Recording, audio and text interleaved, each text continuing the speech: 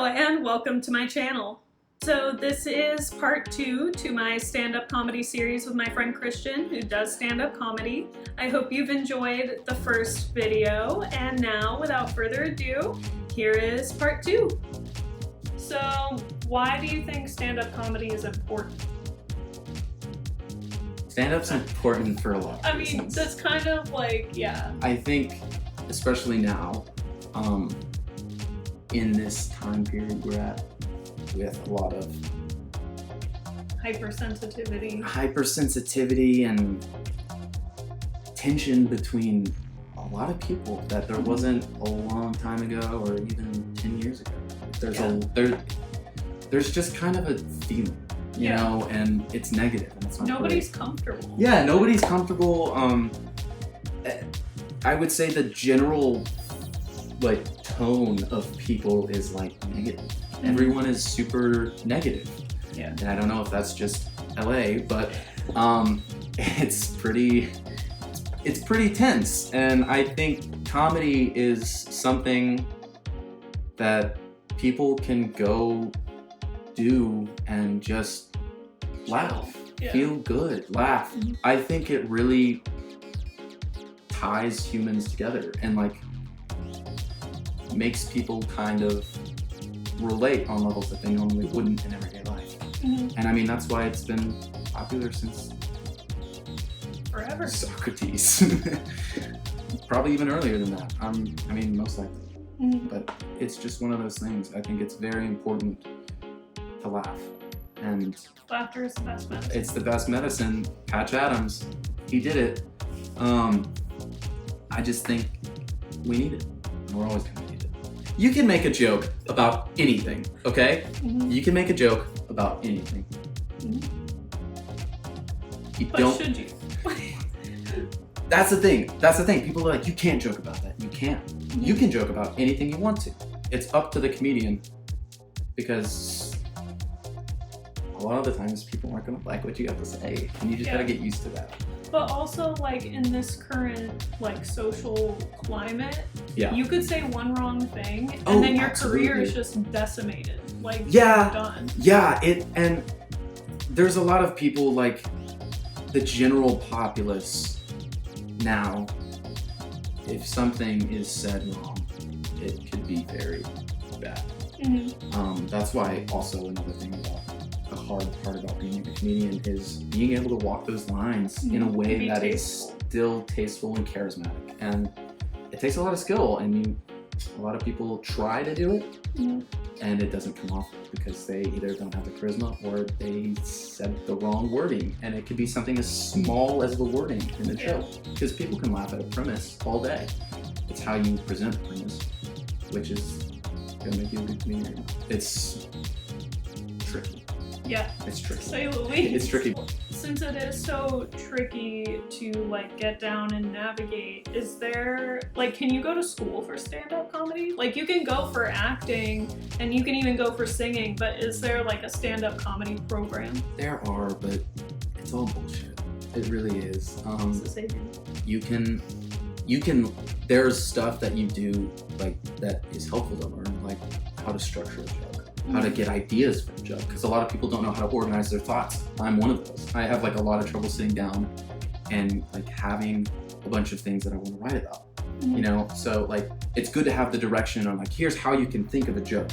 Here's the steps you could take, but you can't learn stand up in a classroom. You have to go on stage. And those great comedians, like I said, they have jokes that they've been doing for years, and it shows because they're funny. Jerry Seinfeld doesn't consider a joke done until he's done it for 6 months.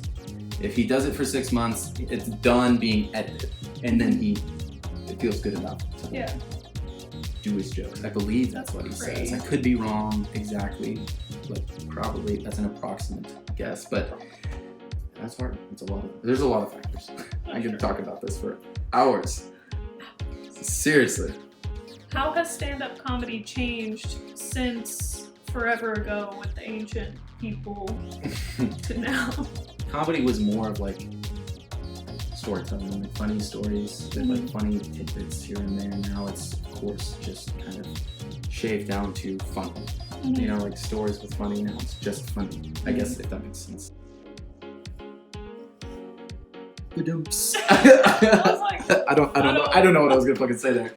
There's like so many different things. It's changed in a way that I guess there's so many different avenues of comedy, and there's so many different types of people who watch that comedy. So and there's new stuff. It's just like music. There's like new genres, like Australian reggae, funk. You're like, what the fuck? How did that come out? And then you see that it came from this genre, and that evolved from this genre, and that came from Jackie Wilson. You know, you're like, what? How did this happen? It's crazy, and it's one of those things where it just is always changing. People are always changing, and comedy is one of those facets of life that's just always going to evolve.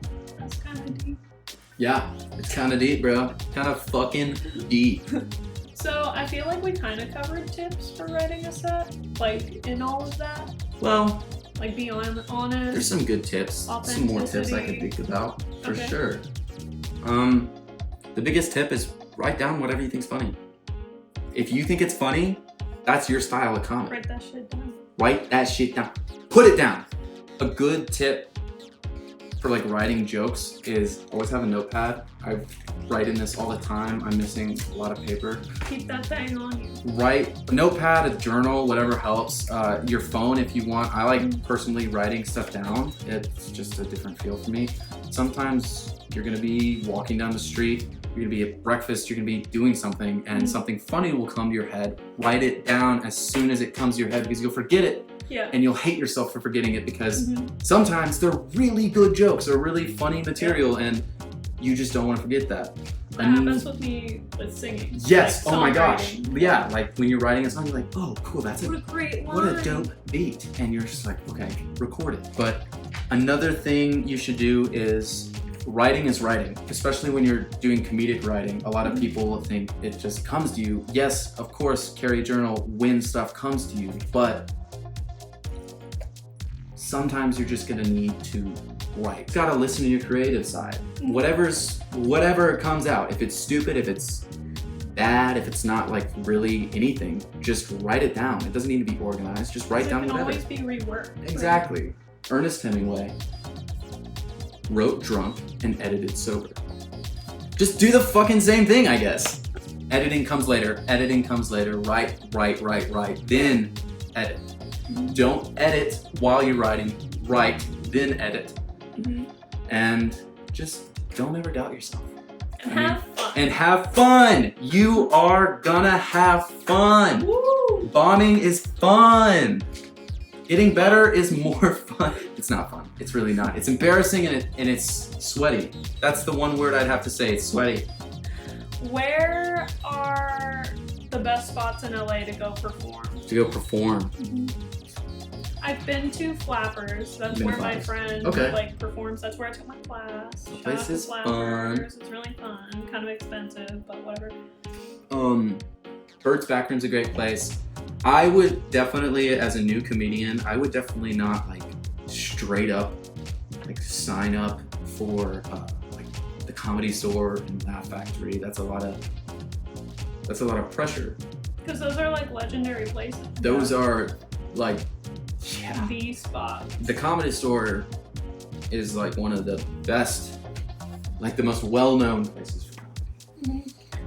And I think going to one of those places to like practice stage presence when you're gonna be bad in the beginning is kind of like bad idea. Comedy clubs, coffee shops. There's this awesome app you could download. It's called, it's like the weed maps of comedy clubs.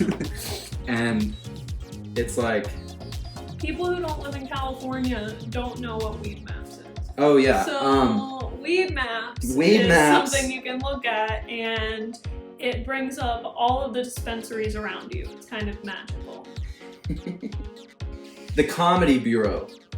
The Comedy Bureau. The Comedy Bureau. And what it does is it, like, you could see this. They won't be able to see this.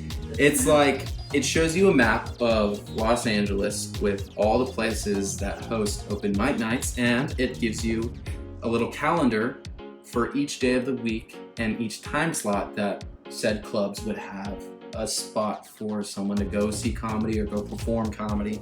It's pretty cool. There's not a single night of the week where you can't go watch comedy.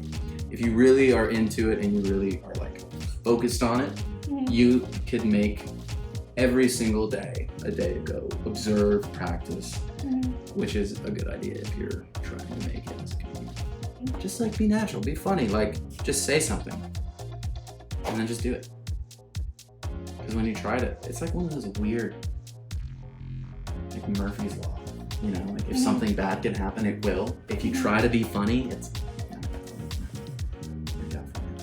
all right, well, I hope you enjoyed this video. Make sure you subscribe to keep up with all my shenanigans.